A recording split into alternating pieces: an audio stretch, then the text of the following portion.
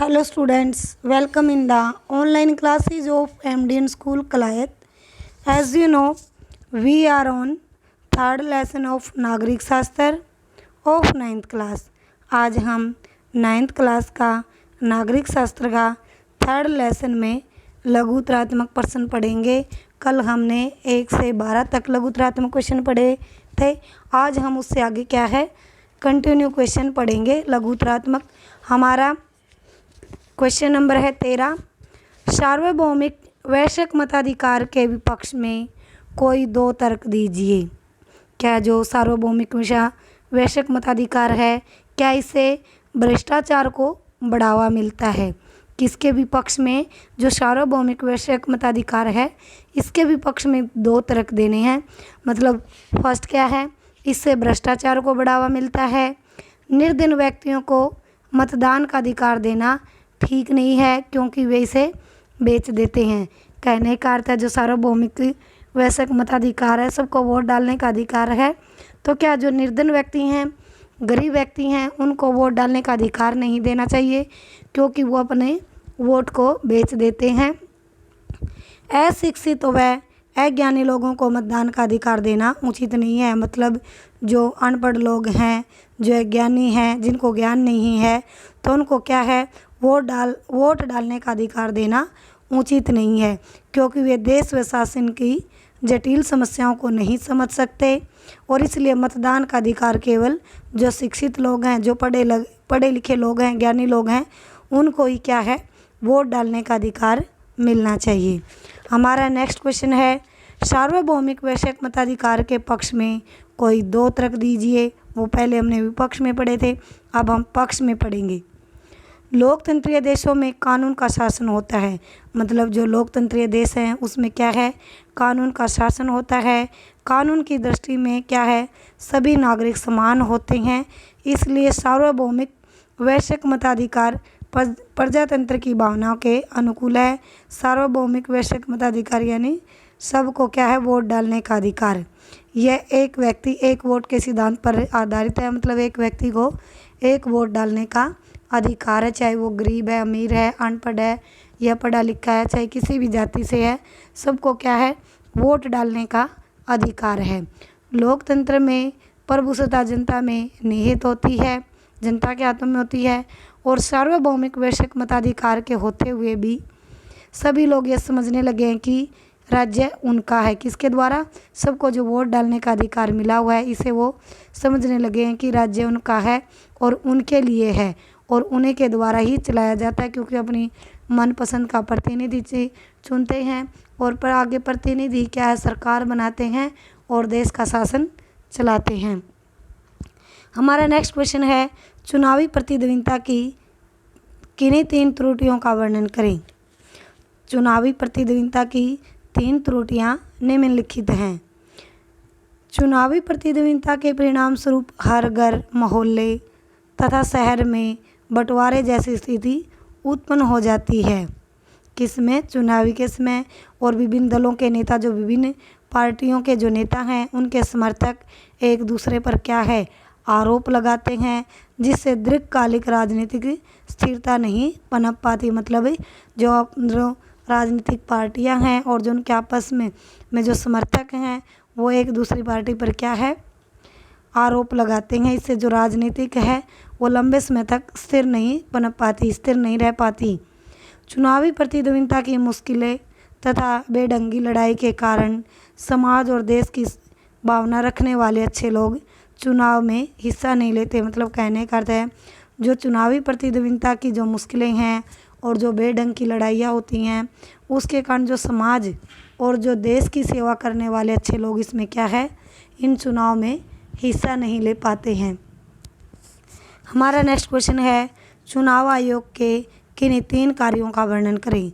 चुनाव आयोग के 3 कार्य निम्नलिखित हैं। सबसे पहला क्या है चुनाव प्रबंध, निर्देशन व नियंत्रण। मतलब कहने का अर्थ है जो चुनाव आयोग का प्रमुख कार्य है निष्पक्ष होना चाहिए और इसलिए संपूर्ण चुनाव व्यवस्था चुनाव आयोग के अधीन है। मतलब कहने का अर्थ है जो चुनाव की जो पूरी व्यवस्था है किसके अधीन है? चुनाव आयोग के नियंत्रण में है। ये चुनाव का प्रबंध, निर्देशन व नियंत्रण करता है तथा चुनाव से संबंधित समस्याओं का समाधान भी करता है। मतदाता सूचियां तैयार करना। चुनाव आयोग चुनाव से पूर्व चुनाव क्षेत्र के आधार पर मतदाता सूचियां तैयार करवाता है। कहने का अर्थ जो चुनाव आयोग है, जो चुनाव से पहले क्या उस क्षेत्र में जो वोट डालने वालों की जो वोटर लिस्ट बोलते हैं उन सब की सूचियां तैयार करवाता है, जिसके लिए यथासंभव उन सभी वयस्क नागरिकों को जो मतलब 18 साल के हैं और 18 से ऊपर हैं जिनकी वोट बनी हुई है, उन सभी नागरिकों को मतदाता सूची में सम्मिलित करने का प्रयास किया जाता है जो मतदाता बनने की योग्यता रखते हैं। हमारा नेक्स्ट है राजनीतिक दलों को निर्वाचन में ठीक व्यवहार रखने के निर्देश। चुनाव आयोग द्वारा चुनाव के समय उचित वातावरण बनाए रखने के लिए सभी राजनीतिक दलों और साधारण जनता के लिए आचार संहिता बना सकता है। मतलब कहने का अर्थ है जो चुनाव आयोग है और चुनाव के समय जो उचित मतलब सही वातावरण बनाए रखने के लिए जो राजनीतिक पार्टियां हैं और आम जनता के लिए क्या है जो आचार संहिता के जो नियम हैं वो आचार संहिता बना सकता है। जैसे मत प्राप्त करने के लिए राजनीतिक दल जातिवाद या सांप्रदायिकता की भावना को नहीं भड़काएं। मतलब कहने का अर्थ है मतलब वोट प्राप्त करने के लिए जो राजनीतिक पार्टी हैं वह जाति के आधार पर, धर्म के आधार पर उनकी भावनाओं को न भड़काएं तथा भ्रष्ट तरीकों को नहीं अपनाएंगे। हमारा नेक्स्ट क्वेश्चन है भारत में राजनीतिक दलों को चुनाव चिन्ह क्यों आवंटित किए जाते हैं? मतलब जो राजनीतिक दलों के जो उम्मीदवार होते हैं और जो राजनीतिक पार्टियां होती हैं उनको चुनाव चिन्ह क्यों बांटे जाते हैं? भारत के सभी बड़े बड़े दलों को चुनाव चिन्ह आवंटित किए गए हैं। जो बड़ी बड़ी पार्टियां हैं जैसे कांग्रेस का हाथ का पंजा, भाजपा को कमल का फूल और बीएसपी को हाथी का और सीपीएम को हंसिया थोड़ा और तारे का चिन्ह आदि। इन दलों को चुनाव चिन्ह निम्न कारणों से बांटे गए थे। चिन्ह के फलस्वरूप एक साधारण व अशिक्षित व्यक्ति भी अपनी पसंद के राजनीतिक दल की पहचान करने में समर्थ होता है। मतलब कहने का अर्थ है जो एक साधारण व्यक्ति जो अनपढ़ व्यक्ति है वो क्या है जो चिन्ह का निशान देखकर क्या है अपनी मनपसंद के राजनीतिक दल की पहचान करके उसके पक्ष में वोट दे सकता है। चुनाव चिन्ह के आधार पर जो राजनीतिक दल जलसे जुलूसों का आयोजन सुविधाजनक ढंग से कर सकते हैं। चुनाव में भी चुनाव चिन्ह की बहुत अहम भूमिका होती है। एक अशिक्षित व्यक्ति भी बिना किसी बाहरी मदद के चुनाव चिन्ह की सहायता से अपने मत का सही प्रयोग कर सकता है। मतलब कहने का अर्थ चुनाव के अंदर जो चुनाव चिन्ह है जो निशान है वो एक अनपढ़ व्यक्ति भी बिना किसी मदद से क्या है वो जो चुनाव के अंदर जो चिन्ह की सहायता से अपना मत का प्रयोग कर सकता है, अपनी वोट डाल सकता है। किसके द्वारा? चुनाव चिन्ह के द्वारा। एक निर्वाचन क्षेत्र में एक जैसे नाम के अनेक उम्मीदवार होने पर चुनाव चिन्ह मतदाताओं को अपना उम्मीदवार पहचानने में सहायक सिद्ध होता है। कहने का अर्थ है निर्वाचन क्षेत्र में जब क्या है उम्मीदवारों के एक जैसे नाम होने पर क्या है उनके जो चुनाव चिन्ह हैं देखकर है जो मतदाता अपने उम्मीदवारों को अच्छे से पहचानने में सहायक सिद्ध होता है। किसके द्वारा? चुनाव चिन्ह के द्वारा। और चुनाव चिन्हों का आवंटन चुनाव आयोग करता है। मतलब जो चुनाव चिन्हों का जो बांटना कौन करता है? चुनाव आयोग करता है। अब हमारा नेक्स्ट क्वेश्चन है मतदाता किस प्रकार सरकार पर प्रभाव डाल सकते हैं? मतदाता निम्नलिखित प्रकार से सरकार पर प्रभाव डाल सकते हैं। योग्य व्यक्तियों को चुनकर। यह मतदाताओं की अपनी इच्छा पर निर्भर करता है कि वे किस प्रकार के व्यक्तियों का चुनाव करके विधानमंडलों में भेजते हैं। कहने का अर्थ है जो मतदाताओं की अपनी इच्छा पर निर्भर करता है वो किस प्रकार के व्यक्तियों को चुनाव करके आगे विधानमंडल में भेजते हैं। अच्छे लोगों का चुनाव करने से ही अच्छी सरकार बन सकती है।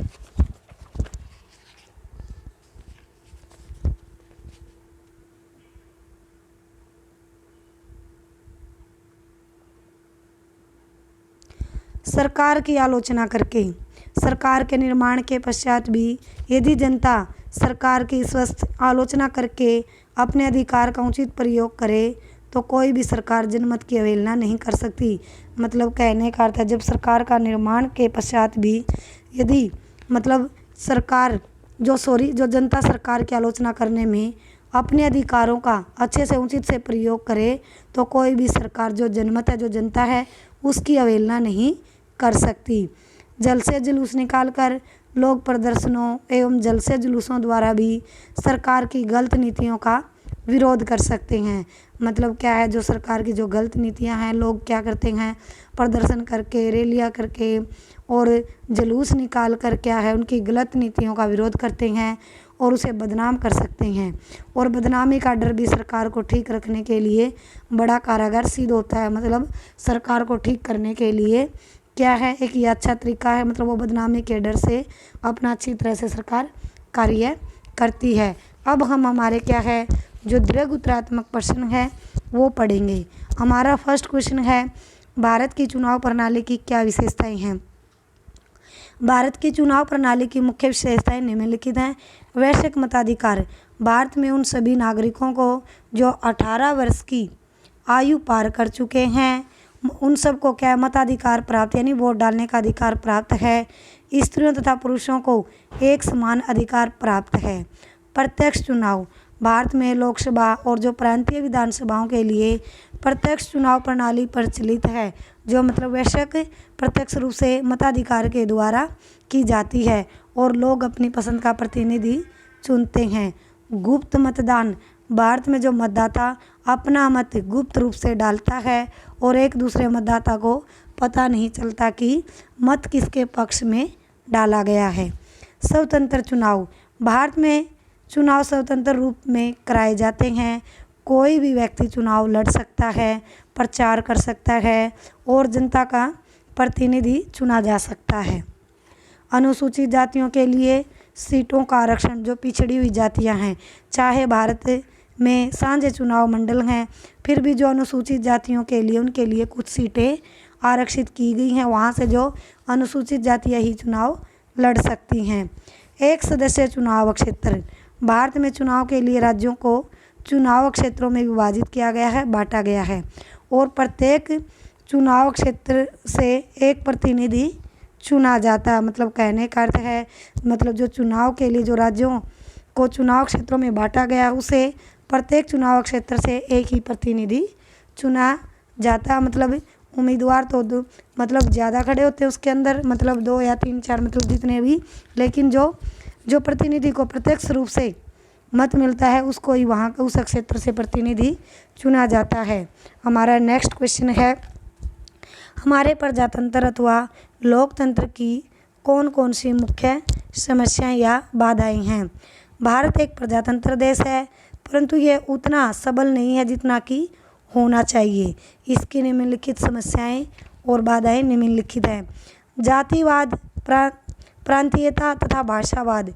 जातिवाद, प्रांतीयता तथा भाषावाद आज हमारे प्रजातंत्र की एक बहुत बड़ी समस्या है। प्रत्येक जाति का सदस्य योग्य व्यक्ति को वोट देने के स्थान पर अपनी जाति के व्यक्ति को मत देता है। मतलब कहने का अर्थ है, जो प्रत्येक जाति का सदस्य है वो एक योग्य व्यक्ति को वोट देने की बजाय जो उसकी जाति का है उसी अपनी ही जाति के व्यक्ति को वोट देता है। और संसद में प्रत्येक प्रांत के प्रतिनिधि अपने प्रांत का ही विकास कार्यक्रमों पर बल देना चाहते हैं।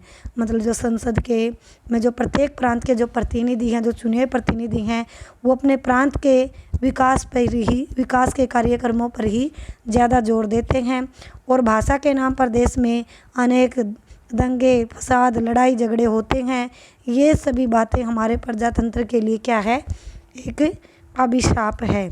सांप्रदायिकता, हमारे देश में आए दिन सांप्रदायिक झगड़े होते हैं धर्म को लेकर। ये लक्षण हमारे प्रजातंत्र के लिए अशुभ सिद्ध होते हैं। मताधिकार का दुरुपयोग, हमारे मतदाता अपने मत का उचित ढंग से प्रयोग नहीं करते। कुछ मतदाता धन के प्रलोभन में अपना मत, मतलब क्या है, धन के लालच में आकर अपना मत क्या है, गलत उम्मीदवार को अपना मत दे देते हैं, अपने वोट को बेच देते हैं। परिणाम स्वरूप कई बार अयोग्य व्यक्ति चुन लिए जाते हैं। आर्थिक असमानता तथा निर्धनता। आर्थिक असमानता भी हमारे प्रजातंत्र की एक बड़ी समस्या है। जो गरीब लोग हैं और शिक्षा का अभाव, हमारे देश की अधिकांश जनता क्या है, अशिक्षित है, अनपढ़ है। यह भी हमारे लोकतंत्र के मार्ग में एक बहुत बड़ी बाधा है। सामाजिक कुरीतियाँ। हमारे देश में मदिरापान, पर्दा प्रथा, दहेज प्रथा आदि बहुत सी जो बुराइयां हैं वो क्या है, विद्यमान है और जो प्रजातंत्र के लिए एक बहुत ही घातक हैं। उचित न्याय का अभाव। प्रजातंत्र की सफलता इस बात पर निर्भर करती है कि लोगों को उचित न्याय प्राप्त हो, परंतु जो भारत की न्याय प्रणाली में असंख्य दोष हैं। लोग सुगमता से न्याय प्राप्त नहीं कर सकते। मतलब कहने का अर्थ है जो हमारी प्रजातंत्र की असफलता इस बात पर निर्भर करती है कि जो लोगों को क्या है, उचित न्याय प्राप्त हो। लेकिन जो भारत की न्याय प्रणाली में क्या है, असंख्य दोष हैं, फिर क्या है, वो अच्छे से न्याय प्राप्त नहीं कर सकते। जो लोग हैं वो अच्छे से इसमें न्याय प्राप्त नहीं कर सकते। हमारा नेक्स्ट क्वेश्चन है, जनमत के प्रमुख आवश्यक लक्षण कौन कौन से होते हैं। जनमत के प्रमुख आवश्यक लक्षण निम्नलिखित हैं। संपूर्ण समाज के कल्याण की भावना। जनता के उसी मत को जनमत कहा जाता है जिसमें सार्वजनिक हित अथवा मतलब पूरे समाज के कल्याण की भावना विद्यमान हो। मतलब कहने का अर्थ है जो सार्वजनिक हित किसे कहते हैं, जिसके अंदर पूरे समाज के अंदर कल्याण की भावना और पूरे समाज का कल्याण हो सके। इसमें अल्पसंख्यक वर्ग के हितों की अवहेलना नहीं होनी चाहिए। बुद्धि एवं विवेक पर आधारित। वास्तविक एवं स्वस्थ जनमत जनता की बुद्धि एवं तर्क पर आधारित होता है। उसका निर्णय विवेकपूर्ण ढंग से किया जाना चाहिए। बुद्धि के आधार पर और विवेक यानी बल के आधार पर, विवेक के आधार पर, और जो उसकी जो तर्क शक्ति है, बुद्धि की जो तर्क शक्ति है, उसके आधार पर किया जाना चाहिए। स्थायित्व। स्थायित्व जनमत का तीसरा प्रमुख लक्षण है।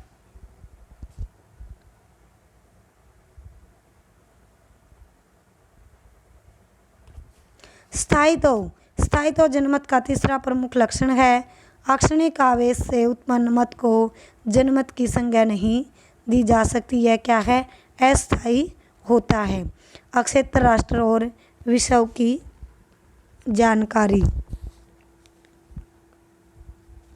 स्वस्थ जनमत का चौथा लक्षण है कि जनता को अपने क्षेत्र, देश और विषय की जानकारी होनी चाहिए। उन्हें ज्ञान होना चाहिए कि क्षेत्र और देश तथा संसार में क्या हो रहा है। और जनमत सकारात्मक होता है। जनमत समाज के सभी वर्गों के कल्याण पर बल देता है। ये किसी वर्ग को हानि नहीं पहुंचाता। जो जनमत है वो जो समाज के सभी वर्गों के कल्याण पर बल देता है, सभी वर्गों के कल्याण के बारे में कार्य करता है, वह किसी भी वर्ग को हानि नहीं पहुंचाता। हमारा नेक्स्ट क्वेश्चन है, लोकतंत्र में जनमत का क्या महत्व है। लोकतंत्र में जनमत का बहुत महत्व होता है। जनमत ही लोकतंत्र का वास्तविक दर्पण होता है। लोकतंत्र में जनमत का महत्व क्या है, निम्नलिखित प्रकार से होता है। लोकतंत्र का आधार। स्वस्थ जनमत लोकतंत्र की सफलता के लिए क्या है, बहुत ही आवश्यक है। लोकतंत्र में जनता के जो प्रतिनिधि किसी भी रूप में जनमत की अवहेलना नहीं कर सकते। कहने का अर्थ जो लोकतंत्र के अंदर जो जनता के जो प्रतिनिधि हैं, जो जनता द्वारा चुने गए हैं, वो किसी भी रूप में जनता की अवहेलना नहीं कर सकते। यदि जनता किसी प्रतिनिधि से संतुष्ट नहीं है तो वह उसे आगामी चुनाव में क्या है, पराजित कर सकती है। और इसलिए प्रत्येक सरकार अथवा दल जनमत को अपने पक्ष में करने का प्रयत्न करता है। मतलब क्या है, जो आगे आने वाले चुनाव में क्या है, जनता उसको पराजित कर सकती है जिस प्रतिनिधि से जनता संतुष्ट नहीं है। नागरिकों की स्वतंत्रता एवं अधिकारों की सुरक्षा। लोकतंत्र में स्वस्थ जनमत नागरिकों की स्वतंत्रता एवं उनके अधिकारों को सुरक्षा प्रदान करने में सहायक होता है। सरकार की निरंकुशता पर नियंत्रण। जनमत क्या जो सरकार को निरंकुश होने से रोकता है और सरकार को अपनी नीति सरकार की निरंकुशता पर नियंत्रण। जनमत सरकार को निरंकुश होने से रोकता है। सरकार को अपनी नीति जनमत के अनुसार ही निश्चित करनी पड़ती है, यानी जनता के अनुसार ही। सरकार का मार्गदर्शन। सरकार को कानून बनाते समय या अपना कार्यक्रम निश्चित करते समय जनमत का अवश्य मतलब जनता का अवश्य ध्यान रखना पड़ता है। यदि कानून अथवा नीतियाँ जनमत के विरोध में हैं, यानी जनता के विरोध में हैं, तो सरकार को जनमत के विरोध का सामना करना पड़ सकता है। इस प्रकार जनमत सरकार का मार्गदर्शन करने में सहायक है। मतलब कहने का अर्थ जो सरकार जनता के यदि मतलब जो नीतियाँ और कानून बनाती हैं वो जनता के विरोध में है, तो सरकार को क्या है, जनता के विरोध का सामना करना पड़ सकता है। और इस प्रकार जनमत सरकार का मार्गदर्शन करने में सहायक है। कौन? जनता। किसका? सरकार का मार्गदर्शन करने में सहायक है। आज हम यहीं तक पढ़ेंगे। जो मैंने आपको दीर्घ उत्तरात्मक प्रश्न पढ़ाए हैं, आप उनको अच्छे से लर्न करोगे। और आज हमारा क्या है, लेसन कंप्लीट हो चुका है। आप इनको अच्छे से लर्न करोगे। Thank you students, have a nice day. घर पर रहें, सुरक्षित रहें।